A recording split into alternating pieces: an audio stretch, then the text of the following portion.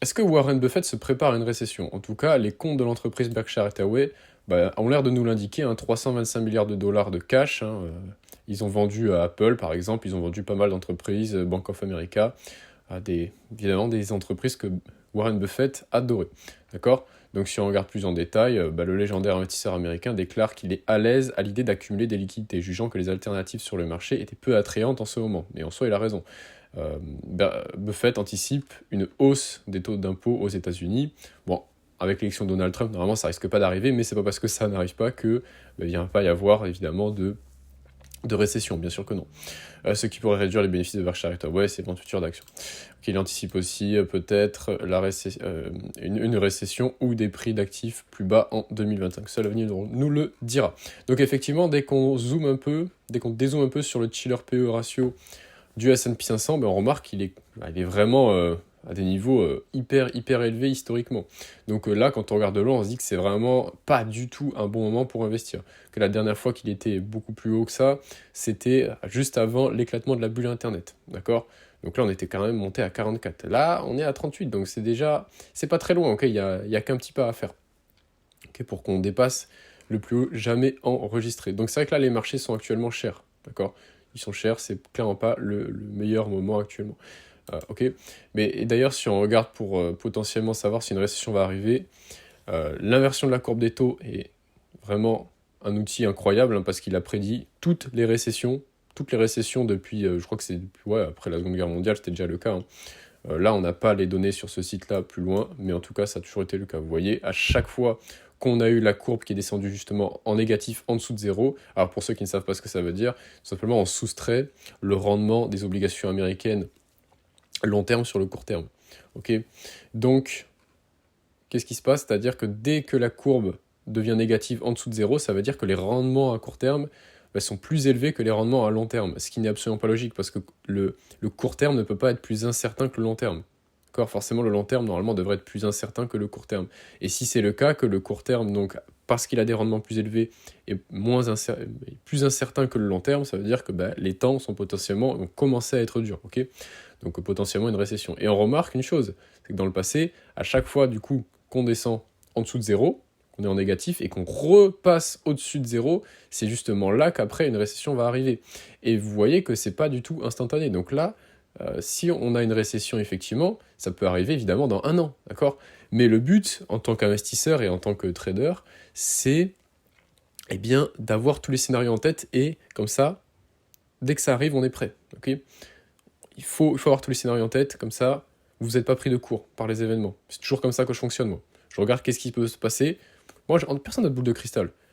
C'est pour ça que pour moi, la meilleure des solutions, c'est vous faites une liste, vous dites, ok, là, il peut se passer ça et ça et ça et ça, je sais pas ce qui va se passer, mais quand je verrai des signaux qui indiquent que plutôt, ok, mon scénario A, il va plutôt se réaliser, hop, vous prenez les décisions en conséquence, ok ?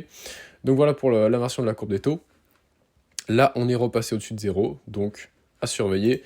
Et évidemment, une récession aux États-Unis a aussi du sens. Pourquoi ? Parce qu'on a eu déjà un taux de chômage qui était énorme, de 2021, post-crise 2020.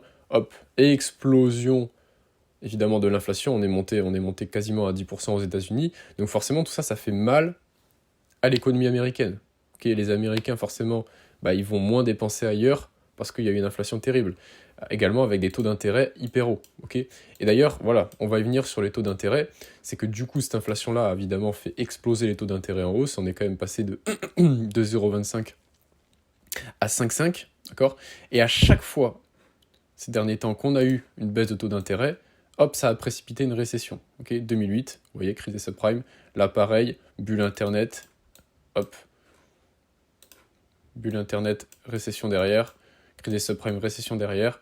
Là, justement, on était également, vous voyez que là, c'était juste avant la crise de 2020. Et donc, forcément, cette hausse brutale des taux d'intérêt, plus une inflation qui était assez élevée aux États-Unis, et bien tout ça, forcément, ça a freiné l'activité économique américaine. Et c'est évidemment le but. Le but, quand vous montez les taux d'intérêt, c'est de freiner l'économie pour lutter contre l'inflation, d'accord ? Quitte à mettre à mal l'économie. Et donc, vous voyez que, ok, c'est vrai que le taux de chômage est encore très bas, et il était descendu à 3,5.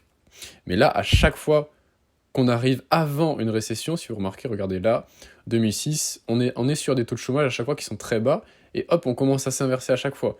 Là, pareil, en 2020, bon là, ça a été brutal, et là, hop, on est descendu au plus bas, on recommence à remonter, d'accord? Et c'est vrai que souvent, à chaque fois qu'on recommence à remonter, au niveau du taux de chômage, sur plusieurs mois, sur plusieurs trimestres, hop, après on a une hausse brutale, et en général on a la récession derrière évidemment. Et là on est quand même passé de 3,5 à aujourd'hui on est à 4,1. Donc oui, le chômage il reste encore bas, mais attention, là il y a carrément une inversion de la tendance, ok? Plus évidemment les baisses de taux de la Fed, c'est pas pour rien qu'il y a les baisses de taux. Parce que la Fed, elle le sait très bien. Elle sait très bien que les perspectives économiques vont forcément se dégrader parce que des taux aussi élevés, ok, ça passe de 0,25 à 5,5, bah, ça va laisser des traces sur l'économie. Également, vous avez, là j'ai pas mis le graphique, je suis désolé, bah, sur les cartes de crédit américaines, la dette des cartes de crédit américaines explose littéralement les compteurs. Et le truc, c'est que les impayés, les retards de paiement, de remboursement de la dette, ça crée aux Américains des taux d'intérêt absolument énormes. Ok, et donc on est en plein dedans actuellement. Voilà, donc ça c'était un petit tour d'horizon.